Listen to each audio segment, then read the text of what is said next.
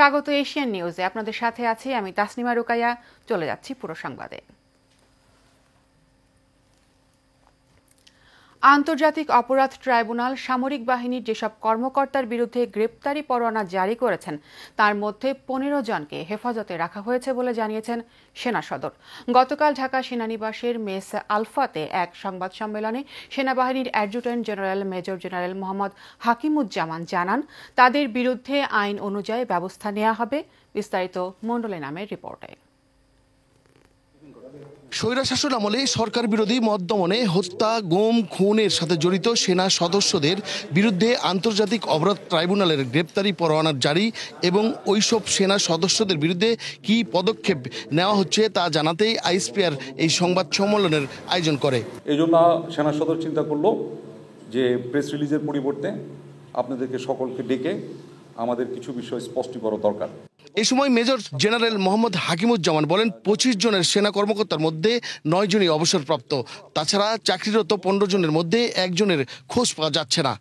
এখন যারা অবসরে চলে গেছেন, এলপিআর না, যারা অবসরে চলে গেছেন তার প্রতি যদিও বা আমাদের সেনা আইন তার উপরে ওইভাবে খাটে না। বাকি যারা আছেন এলপিআরে এবং চাকরিরত যে কজন আছেন ১৫+১, এই ১৬ জনকে ৮ তারিখেই তাদেরকে আমরা আমাদের একটা সেনা হেফাজতে, যেটা আমরা বলি আর্মি ওন কাস্টডিতে আসার জন্য একটা অর্ডার, যেটাকে আমরা বলি অ্যাটাচমেন্ট অর্ডার, আমরা এটা দিয়েছি। এর ভিতরে একটা জিনিস ঘটে গেছে, সেটা হলো যে আমাদের যে ১৫ জন চাকরিরত আছেন এর ভিতরে 10 জনই রেসপন্স করেছেন। শুধু একজন, তাকে আমরা বলা হয়েছিল, তাকে মেসেজ দেওয়া হয়েছিল is to stay in Dhaka cantonment, কিন্তু উনি ৯ তারিখের শেষ অবধি পর্যন্ত উনি জয়েন করেননি। আমরা এরকম যাদের নামে অভিযোগ উঠে তাদেরকে আমরা এরকম হেফাজতে প্রথমে নিয়ে নিই, তারপরে তার বিচার কার্য শেষ হয়। সেটা আপনারা শুনেছেন, field general court martial, summary court martial ইত্যাদি শুনেছেন না? এই কোর্ট মার্শালগুলো, বিভিন্ন প্রকারের কোর্ট মার্শাল আছে, এইগুলো সব শেষ করার পরে রায় যখন হয় তখন তার বিচারের রায় অনুযায়ী আইনানুগ ব্যবস্থা গ্রহণ করা হয়। আগামী ২২শে অক্টোবরের মধ্যে অভিযুক্তদের আদালতে হাজির করার কথা আছে বলেও জানান তিনি। বাংলাদেশ আর্মি একদম স্পষ্ট ভাষায় বলে দিচ্ছে, বাংলাদেশ আর্মি জাস্টিসের পক্ষে, যেটা জাস্টিস হবে সেটার পক্ষে আমরা থাকবো। ইনসাফ, নো কম্প্রোমাইজ উইথ ইনসাফ, কাম হোয়াটস মেবি। জাস্টিসের পক্ষে আমরা অবশ্যই স্ট্যান্ড ফাস্ট এবং দৃঢ়। গুম হওয়াদের প্রতি সেনাবাহিনীর সহানুভূতিশীল উল্লেখ করে তিনি বলেন, সেনাবাহিনীতে থাকাকালীন কর্মকর্তার অপরাধের দায় সেনাবাহিনী নেবে না। মন্ডলের নাম, এশিয়ান টেলিভিশন, ঢাকা। জুলাই জাতীয় সনদ স্বাক্ষর অনুষ্ঠান ২ দিন পেছানোর সিদ্ধান্ত হয়েছে। আগামী ১৫ অক্টোবরের পরিবর্তে ১৭ অক্টোবর এই সনদ স্বাক্ষর অনুষ্ঠিত হবে। জনসাধারণের অংশগ্রহণের সুবিধার্থে সাপ্তাহিক ছুটির দিনে এই অনুষ্ঠান আয়োজনের সিদ্ধান্ত নেওয়া হয়েছে বলে জানিয়েছেন জাতীয় ঐকমত্য কমিশনের সহসভাপতি অধ্যাপক ডক্টর আলী রিয়াজ।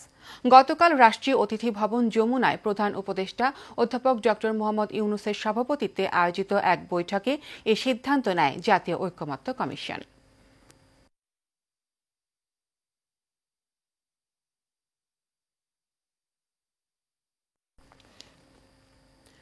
আইন উপদেষ্টা ডক্টর আসিফ নজরুল বলেছেন, বর্তমানে অনেকেই সেফ এক্সিটের কথা বলছেন, তবে উপদেষ্টাদের সেফ এক্সিটের প্রয়োজন নেই।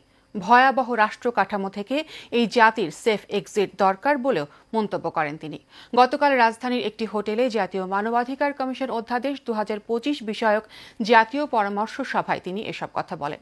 ওয়ালিদ সিদ্দিকীর রিপোর্ট। দেশে একটি মানবাধিকার কমিশন থাকলেও মূলত তার কোনো ক্ষমতাই নেই, যে কারণে শেখ হাসিনা পালিয়ে যাওয়ার পর অন্তর্বর্তী সরকার জাতীয় মানবাধিকার কমিশন অর্ডিন্যান্স ২০২৫-এর খসড়া নিয়ে এই পরামর্শ সভার আয়োজন করে। খসড়ায় জাতীয় মানবাধিকার কমিশন অর্ডিন্যান্স ২০২৫-এ সরাসরি মামলার বিধান না থাকায় অসন্তোষ জানান অ্যাটর্নি জেনারেল। আর উপদেষ্টা রেজওয়ানা হাসান বলেন, মানবাধিকার কমিশনের সদস্য বিচারক হলেই যে পরিবর্তন হয়ে যাবে সেটা ঠিক নয়। এই ক্ষমতা এর আগেও ছিল, কিন্তু বিচার বহির্ভূত হত্যাকাণ্ড বন্ধ হয়নি। অ্যাকশন নেওয়ার জন্য যে মেকানিজমগুলো আছে সেই মেকানিজমগুলো প্রোঅ্যাক্টিভ রোল প্লে করার জন্য ডাইরেক্টলি মামলা করতে পারবেন, সেই ধরনের কোনো পদক্ষেপ নেওয়ার কোনো বিধানই আইনে রাখা হয়নি। The consequence of the recommendations of the Commission, will it only be creating moral force? In a country like Bangladesh, creating moral force also cannot be underestimated. But the consequences actually have to be very clearly spelled out. অনুষ্ঠানে গৃহায়ন ও গণপূর্ত উপদেষ্টা বলেন, আর আগের অবস্থায় ফিরতে চায় না বাংলাদেশ, তাই নির্বাচনের আগেই ভেঙে পড়া প্রতিষ্ঠানগুলো ঠিক করা হবে।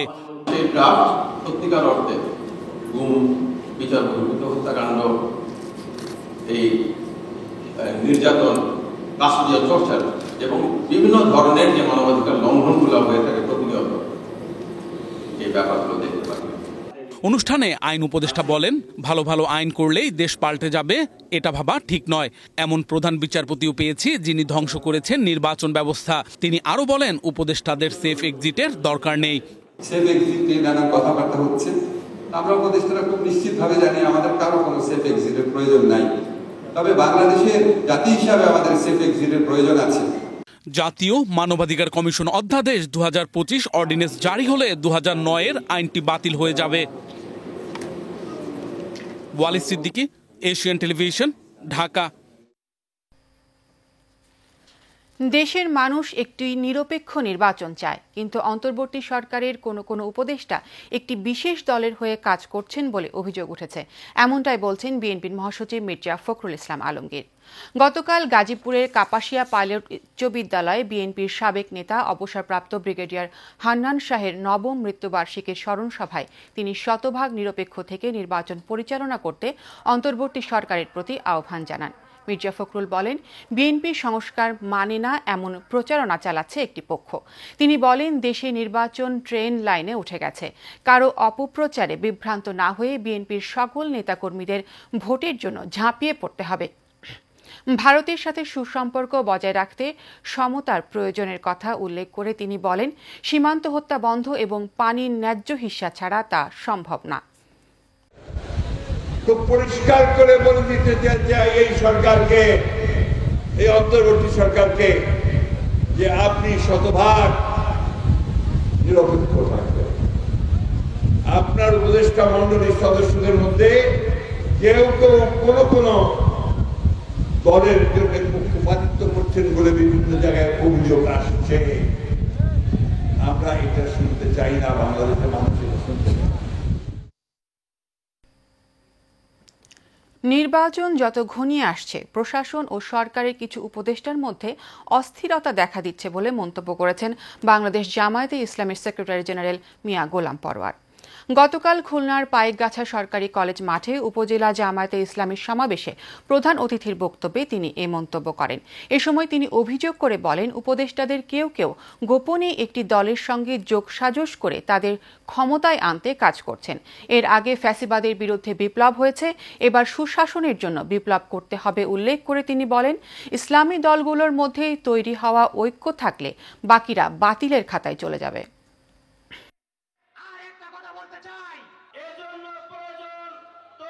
প্রশাসন এবং সরকারের অভ্যন্তরে কিছু উপদেষ্টাদের মধ্যে কেন যেন একটু অস্থিরতা দেখা যাচ্ছে, নাকি বলেন? থানার ওসি সাহেব, ইউনো সাহেব, ডিসি সাহেব, সচিবালয়, বিভিন্ন জায়গায় যারা আমরা রাষ্ট্রযন্ত্রের গুরুত্বপূর্ণ জায়গায় বসে আছেন, কখনো কখনো একটা বিশেষ দলের চাপে যেন তারা নথি স্বীকার করছেন। তাদের প্রভাব খাটিয়ে তাদের কথা শুনতে বাধ্য করা হচ্ছে। উপদেষ্টাদের মধ্যে দু একজনকে দেখা যায় একটি দলের সাথে গোপন সম্পর্ক রেখে ভবিষ্যতে নির্বাচনে তাদের ক্ষমতায় আনার জন্য মনে হয় যেন একটা গোপন ষড়যন্ত্র আপনারা করে ফেলছেন। এবারে নির্বাচনে আইনের শাসন কাকে বলে তা দেখাতে চায় বলে মন্তব্য করেছেন প্রধান নির্বাচন কমিশনার এএমএম নাসির উদ্দিন। গতকাল চট্টগ্রামে ভোট গ্রহণকারী কর্মকর্তাদের সঙ্গে নির্বাচন প্রক্রিয়া সংক্রান্ত কর্মশালায় এ মন্তব্য করেন তিনি। এ সময় সিইসি আরও বলেন, যতদিন পর্যন্ত আপনারা বিধি অনুযায়ী আইনের মধ্যে থেকে কাজ করবেন, নির্বাচন কমিশন আপনাদের পূর্ণ সহযোগিতা ও সুরক্ষা দেবে। সিইসি বলেন, ইসির লক্ষ্য হল একটি স্বচ্ছ ও সুষ্ঠু ও অংশগ্রহণমূলক নির্বাচন আয়োজন করা। এজন্য প্রশিক্ষণপ্রাপ্ত, নিরপেক্ষ ও দায়িত্বশীল কর্মকর্তাদের ভূমিকা অত্যন্ত গুরুত্বপূর্ণ। তিনি প্রশাসনের মক ট্রায়াল ও সিমুলেশন পদ্ধতির প্রশংসা করেন। যেদিন ইলেকশন হবে, আপনি মনে করেন you are the chief election officer of that centre, chief election commissioner of that centre. সর্বময় ক্ষমতা আপনাকে দেওয়া আছে আইনগতভাবে। আমরা চাইব রিটার্নিং অফিসারের কাছে এবং প্রিসাইডিং অফিসারের কাছে সব ধরনের ক্ষমতা দেওয়া আছে। যদি গোলমাল করে সেন্টার বন্ধ করে দিবেন, 3টা গোলমাল হলে 3টা সেন্টার বন্ধ করে দিবেন, দরকার হলে আমার পুরো কনস্টিটিউশনে ক্যান্সেল করে দিব, বন্ধ করে দিব ইলেকশন। আমরা সহজে ছাড়ার পাত্র নই। সাংবাদিকদের ভোট কেন্দ্রে প্রবেশে বাধা দেয়া উচিত নয়, নির্বাচন কমিশনকে বিষয়টি আমলে নেয়ার আহ্বান জানিয়েছেন নৌপরিবহন উপদেষ্টা ডক্টর এম সাখাওয়াত হোসেন। গতকাল নির্বাচন কমিশন প্রণীত সাংবাদিকদের জন্য নীতিমালা নিয়ে এক পর্যালোচনা সভায় একথা বলেন তিনি। উপদেষ্টা জানান, নির্বাচন কমিশনের উপর সরকারের পূর্ণ আস্থা রয়েছে। বিস্তারিত নূর মোহাম্মদ ভূঁইয়ার রিপোর্টে। নির্বাচন কমিশন প্রণীত সাংবাদিকদের জন্য নীতিমালা নিয়ে ডেইলি স্টার ভবনে পর্যালোচনা সভার আয়োজন করে ব্রডকাস্ট জার্নালিস্ট সেন্টার বিজিসি ও reporters forum for election and democracy RFAD। সভায় বক্তারা প্রণীত নীতিমালার সমালোচনা করে নির্বাচন কমিশনকে নীতিমালা সংশোধনের আহ্বান জানান। কেনই করবে? আপনার হাতে একটা বুম আছে, আপনার একটা কলম আছে, এবারে জার্নালিস্ট, আপনার ঢোকার অধিকার আছে। আসলে আমরা সকলেই দেশের জন্যই কাজ করতে চাই, দেশের জন্য কাজ করবার জন্যই এই নীতিমালার কিছু পরিবর্তন প্রয়োজন বলে সকলে মনে করছেন। আমার প্রশ্ন হলো, যদি নির্বাচন কমিশনকে অবহিত করে আমার কেন্দ্রে প্রবেশ করতে হয়, তাহলে আমাকে কেন নির্বাচন কার্ড দিচ্ছে, আমাকে সেখান থেকে কার্ড সংগ্রহ কেন করতে হচ্ছে? নির্বাচনকে সুষ্ঠু করতে সাংবাদিকদের স্বাধীনভাবে কাজ করতে দেওয়ার পাশাপাশি কয়েকটি প্রস্তাব তুলে ধরেন বক্তারা। এই যে যাবে না যখন নির্বাচন কমিশন বলে, তখন আসলে নির্বাচন কমিশনের এই বিষয়ে কোনো ইন্টেনশন আছে কিংবা পজিশন আছে, আমি দুটোই দেখতে চাই। সাংবাদিকদের ভোট কেন্দ্রে বাধা দেওয়া উচিত নয় জানিয়ে প্রধান অতিথির বক্তব্যে নৌ পরিবহন উপদেষ্টা ডক্টর এম সাখাওয়াত হোসেন বলেন, নির্বাচন কমিশনকে বিষয়টি বিবেচনায় নিতে হবে। যাই হোক, আমি আশা করব যে আগামী নির্বাচন সরকার যেরকম চাচ্ছে, নির্বাচন কমিশনও সেরকম চাচ্ছে। আমি নির্বাচন কমিশনের উপরে সম্পূর্ণ আস্থা রাখতে চাই, টিল দে ফেল। এই পর্যন্ত আমি আস্থা রাখতে চাই, আমরা সরকার আস্থা রাখছি নির্বাচন কমিশনের উপরে। আপনারা যে সমস্যাগুলো তুলেছেন, এছাড়া অন্তর্বর্তী সরকার সুষ্ঠু নির্বাচন করতে জনগণের কাছে বদ্ধপরিকর বলেও জানান ডক্টর এম সাখাওয়াত হোসেন। আমরা একটা ফ্রি অ্যান্ড ফেয়ার ইলেকশন দিতে চাই, এটা অঙ্গীকার অন্তর্বর্তীকালীন সরকারের। ভালো হোক মন্দ হোক, আমরা যাই থাকি না কেন। নূর মোহাম্মদ ভূঁইয়া, এশিয়ান টেলিভিশন, ঢাকা। ফরিদপুরের নগরকান্দা উপজেলার সলিথা গ্রামে নেশার টাকা না পেয়ে নিজ ঘরে আগুন দিয়েছেন রাজু ফকির নামে এক যুবক। তিনি ওই গ্রামের আজগার ফকিরের ছেলে। স্থানীয় সূত্রে জানা যায়, রাজু ফকির দীর্ঘদিন ধরে মাদকাসক্ত। তিনি প্রায় পরিবারের কাছে নেশার টাকা দাবি করতেন। শনিবার সকালে পরিবারের সদস্যরা টাকা দিতে অস্বীকৃতি জানালে ক্ষিপ্ত হয়ে রাজু নিজ ঘরে আগুন ধরিয়ে দেন। আগুনে ঘরের বেশ কিছু আসবাবপত্র ও মূল্যবান সামগ্রী পুড়ে যায়।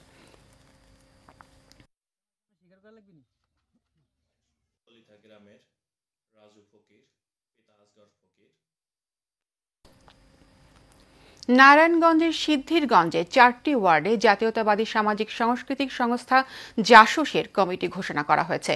শুক্রবার সিদ্ধিরগঞ্জের কদমতলী এলাকায় থানা জাসুসের কার্যালয়ে 4টি ওয়ার্ড কমিটির অনুমোদন করেন মহানগর জাসুসের সভাপতি স্বপন চৌধুরী। সিদ্ধিরগঞ্জ থানা জাসুসের সভাপতি শামীম আহমেদ ঢালির সভাপতিত্বে উক্ত অনুষ্ঠানে বিশেষ অতিথি হিসেবে উপস্থিত ছিলেন মহানগর জাসুসের সাধারণ সম্পাদক জাহাঙ্গীর হোসেন স্বাধীন, যুগ্ম সম্পাদক মোহাম্মদ রফিক, প্রচার সম্পাদক সোহরাব হোসেন ভূঁইয়া মুকুল, সিদ্ধিরগঞ্জ থানা জাসুসের সদস্য সচিব আকাশ প্রধান সহ অন্যান্যরা।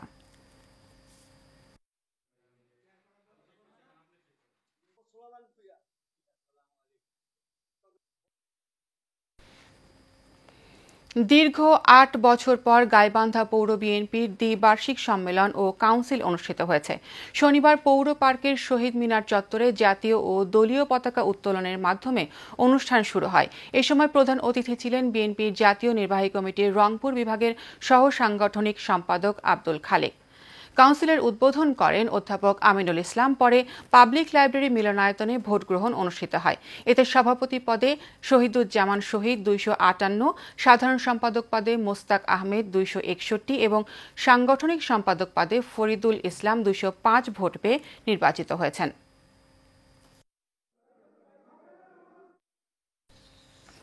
নারায়ণগঞ্জের সোনারগাঁয়ে উপজেলা ছাত্রদলের উদ্যোগে লিফলেট বিতরণ ও উঠান বৈঠক অনুষ্ঠিত হয়েছে। উপজেলার বশিরগাঁও বেসরকারি প্রাথমিক বিদ্যালয় মাঠে সোনারগাঁও সরকারি কলেজের সাবেক আহ্বায়ক আহমদ রহিমের সভাপতিত্বে ও সোনারগাঁও সরকারি কলেজ ছাত্রদলের সভাপতি আমিনুল ইসলামের সঞ্চালনায় এ সময় প্রধান অতিথি হিসেবে উপস্থিত ছিলেন নারায়ণগঞ্জ 3 আসনে বিএনপি থেকে মনোনয়ন প্রত্যাশী সোনারগাঁও উপজেলা বিএনপির সহসভাপতি আল মুজাহিদ মল্লিক।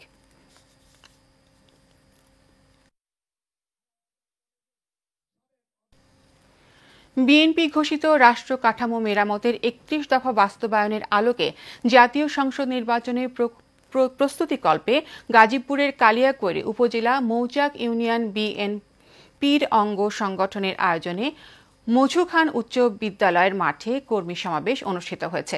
বিএনপির কেন্দ্রীয় শ্রম বিষয়ক সম্পাদক হুমায়ুন কবির খান এর পক্ষ থেকে গাজীপুর জেলা ছাত্রদলের সাবেক অধ্যয়ন বিষয়ক সম্পাদক তাহসিন শিকদারের নেতৃত্বে বিশাল একটি মিছিল সভাস্থলে যোগ দেয়। শত শত নেতাকর্মীর অংশগ্রহণে পুরো এলাকা মুখরিত হয়ে ওঠে। কর্মী সভা জনসমুদ্রে রূপ নেয়। হাজার হাজার কর্মীর উপস্থিতিতে উৎসব মুখর পরিবেশ সৃষ্টি হয়।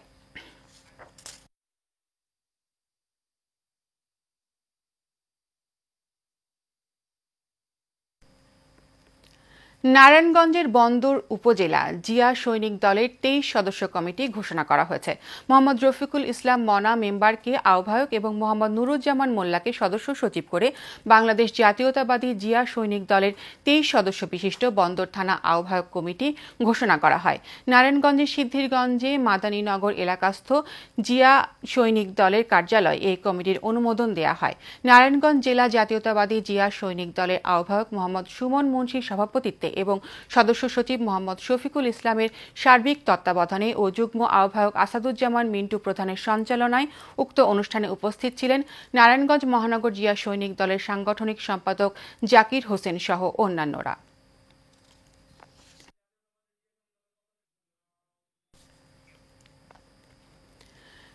নবগঠিত গাজীপুর 6 আসনে ছাত্রদলের নেতৃবৃন্দের আয়োজনে বিএনপির 180 দিনের পরিকল্পনার লক্ষ্যে ছাত্র সমাবেশ হয়েছে।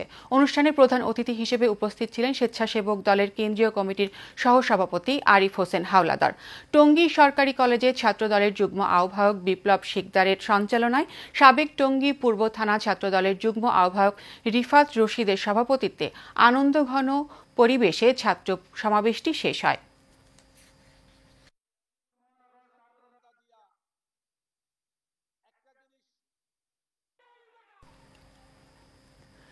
ডেঙ্গু প্রতিরোধে সিদ্ধিরগঞ্জে নাসিক 6 নং ওয়ার্ড বিএনপি ও অঙ্গ সংগঠনের উদ্যোগে মশক নিধন কর্মসূচি পালন করা হয়েছে। শুক্রবার নারায়ণগঞ্জ সিটি কর্পোরেশনের সিদ্ধিরগঞ্জের 6 নম্বর ওয়ার্ডের সুমিলপাড়া আইলপাড়া এলাকায় জেলা বিএনপির আহ্বায়ক অধ্যাপক মামুন মাহমুদের নির্দেশনায় এবং কর্মসূচি পালন করা হয়। এ সময় অন্যান্যদের মধ্যে উপস্থিত ছিলেন নারায়ণগঞ্জ জেলা বিএনপির আহ্বায়ক কমিটির সদস্য ও নাসিক 6 নং ওয়ার্ড বিএনপির সভাপতি ওকিল উদ্দিন ভূঁইয়া, নাসিক 6 নং ওয়ার্ড বিএনপির সাধারণ সম্পাদক মোহাম্মদ মনির হোসেন, সহসভাপতি ওয়াসিম আসলাম, যুগ্ম সাধারণ সম্পাদক রুবেল হোসেন মিন্টু সহ অন্যান্যরা।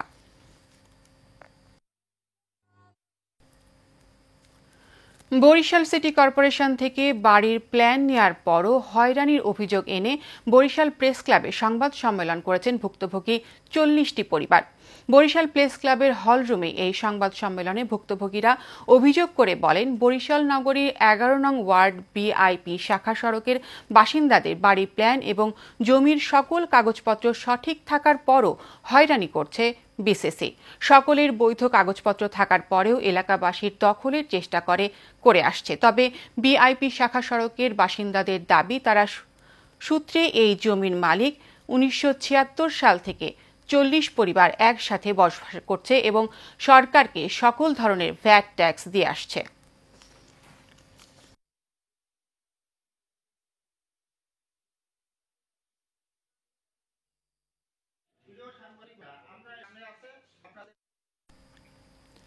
নেত্রকোনার মদন পৌর এলাকার পল্লী বিদ্যুৎ সাব স্টেশন থেকে জাহাঙ্গীরপুর ফাজিল মাদ্রাসা পর্যন্ত 1200 মিটার সড়ক নির্মাণে অনিয়মের সংবাদ প্রকাশের প্রতিবাদে মানববন্ধন ও বিক্ষোভ মিছিল অনুষ্ঠিত হয়েছে।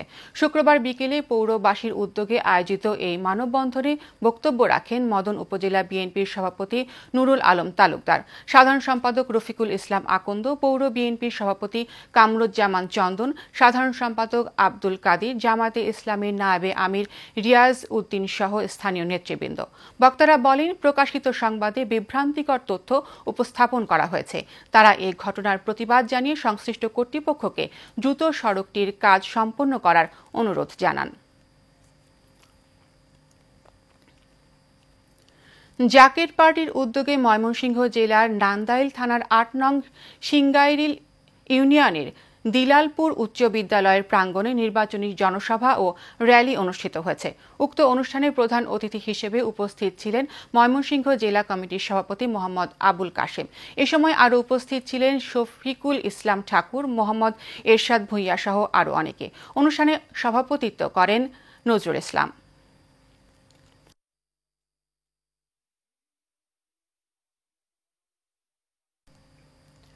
নারায়ণগঞ্জের সদর উপজেলার মদনপুর বাজারে ইউনিক হাসপাতালের নামে একটি অত্যাধুনিক হাসপাতাল উদ্বোধন করা হয়েছে। হাসপাতালের চেয়ারম্যান সোহেল মিয়ার সভাপতিত্বে মিলাদ ও দোয়ার মধ্য দিয়ে এর উদ্বোধন করেন হাসপাতালের ব্যবস্থাপনা পরিচালক সাইফুল ইসলাম। এর ফলে সোনারগাঁও এবং বন্দর উপজেলার 40 থেকে 50টি গ্রামের মানুষ অত্যাধুনিক ল্যাবের মাধ্যমে বিভিন্ন ব্লাড টেস্ট, ইকো, ইসিজি, আলট্রাগাইনি ও শিশু সহ বিভিন্ন সেবা পাবেন বলে জানা যায়।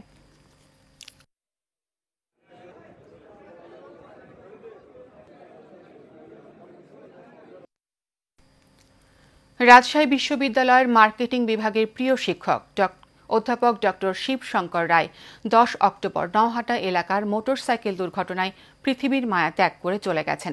তার অকাল মৃত্যুতে রাবি গভীরভাবে শোকাহত ও ব্যথিত। তিনি শুধু একজন অসাধারণ শিক্ষকই ছিলেন না, ছিলেন পথ প্রদর্শক, অনুপ্রেরণার উৎস। তার মতো গুণী শিক্ষকের অকাল মৃত্যুতে মার্কেটিং বিভাগ ও রাজশাহী বিশ্ববিদ্যালয়ের জন্য এক অপূরণীয় ক্ষতি হয়েছে। স্যারের আত্মার শান্তি কামনা করা হয়। সেই বিশ্ববিদ্যালয়ের জন্য হযরত সৈয়দ জিয়াউল হক মাইজ ভান্ডারীর 37তম বার্ষিক ওরস শরীফ উদ্বোধন করা হয়েছে। শনিবার এই উপলক্ষে গিলাপ ও আতর গোলাপ পুষ্পস্তবক অর্পণ করেন গাউসিয়া হক মঞ্জিলের সাজ্জাদানশীল সৈয়দ মোহাম্মদ হাসান মাইজ ভান্ডারী। এ সময় তিনি বলেন, হুজুর গাউসুল আজম মাইজ ভান্ডারীর তরিকা আজও আল্লাহর বান্দাদের হেদায়েতে আলো দিচ্ছে। পরে তিনি শাহ সুফি সৈয়দ গোলামুর রহমানের মাইজ ভান্ডারী এবং ওসি এ গাউসুল আজম শাহ সুফি সৈয়দ দেলওয়ার হোসেন মাইজ ভান্ডারীর মাজার শরীফ জিয়ারত করেন। ফিলিস্তিনে হামলার প্রতিবাদে ও বিএনপিকে ভোট দেওয়ার আহ্বান জানিয়ে সংক্ষিপ্ত সমাবেশ ও র্যালি করেছেন ঢাকা মহানগর দক্ষিণ চকবাজার থানা বিএনপি ও অঙ্গ সংগঠন। শনিবার দুপুরে রাজধানীর বকশীবাজারে বিএনপির ভারপ্রাপ্ত চেয়ারম্যান তারেক রহমানের নির্দেশে ঢাকা 7 আসনের নেতা হামিদুর রহমান হামিদের ডাকে সংক্ষিপ্ত সমাবেশ এবং র্যালি অনুষ্ঠিত হয়। বকশীবাজার বোর্ড অফিস থেকে র্যালিটি বের হয়ে বিভিন্ন পথ অতিক্রম করে চকবাজার শাহী মসজিদের সামনে এসে শেষ হয়। এই সময় র্যালিতে বক্তব্য রাখেন ঢাকা মহানগর দক্ষিণের বিএনপির আহ্বায়ক কমিটির সদস্য সাইদ আহসান মিন্টু ও আরও বক্তব্য রাখেন সাবেক কাউন্সিলর হুমায়ুন কবির সহ ঢাকা মহানগর দক্ষিণ চকবাজার থানা বিএনপি ও অঙ্গ সংগঠনের নেতৃবৃন্দ। বাংলাদেশ ফুড ভলি অ্যাসোসিয়েশনের আয়োজনে আগামী মাসে শুরু হতে যাচ্ছে 5ম জাতীয় পুরুষ ও নারী ফুড ভলি প্রতিযোগিতা 2025। আর এই প্রতিযোগিতার পৃষ্ঠপোষকতায় হাত বাড়িয়ে দিচ্ছে বাংলাদেশ স্বনামধন্য ইলেকট্রনিক্স পণ্য প্রস্তুতকারী প্রতিষ্ঠান ভিস্তা ইলেকট্রনিক্স লিমিটেড। এই উপলক্ষে শনিবার গুলশানে ভিস্তা ইলেকট্রনিক্স লিমিটেডের কর্পোরেট অফিসে এক চুক্তি স্বাক্ষর অনুষ্ঠিত হয়। ভিস্তা ইলেকট্রনিক্স লিমিটেডের পক্ষে পরিচালক FM ইকবাল বিন আনোয়ার ও বাংলাদেশ ফুড ভলি অ্যাসোসিয়েশনের পক্ষে সাধারণ সম্পাদক মোহাম্মদ আজম আলী খান চুক্তিতে স্বাক্ষর করেন। এ সময় ভিস্তা ইলেকট্রনিক্সের অন্যান্য কর্মকর্তাগণ এবং ফুড ভলি অ্যাসোসিয়েশনের কার্যনির্বাহী কমিটির অন্যান্য সদস্যগণ উপস্থিত ছিলেন।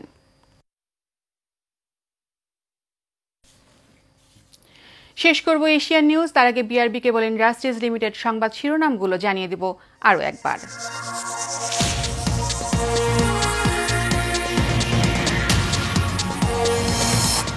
ট্রাইব্যুনালের চার্জশিটে নাম আসা 15 কর্মকর্তা সেনা হেফাজতে, ব্রিফিংয়ে জানালো সেনা সদর, নেওয়া হবে আইনি ব্যবস্থা। উপদেষ্টাদের সেফ এক্সিটের প্রয়োজন নেই, ভয়াবহ রাষ্ট্র কাঠামো থেকে এই জাতির মুক্তি দরকার, মন্তব্য আইন উপদেষ্টার। অন্তর্বর্তী সরকারের কিছু উপদেষ্টা একটি বিশেষ দলের হয়ে কাজ করছেন, অভিযোগ বিএনপি ও জামায়াতের। এবং নির্বাচন আয়োজনে প্রস্তুত ইসি, জানালেন সিইসি। গণমাধ্যমের সহায়তা ছাড়া সুষ্ঠু ভোট সম্ভব নয় বললেন উপদেষ্টা সাখাওয়াত।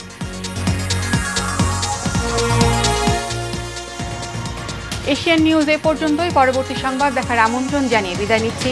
ধন্যবাদ সবাইকে।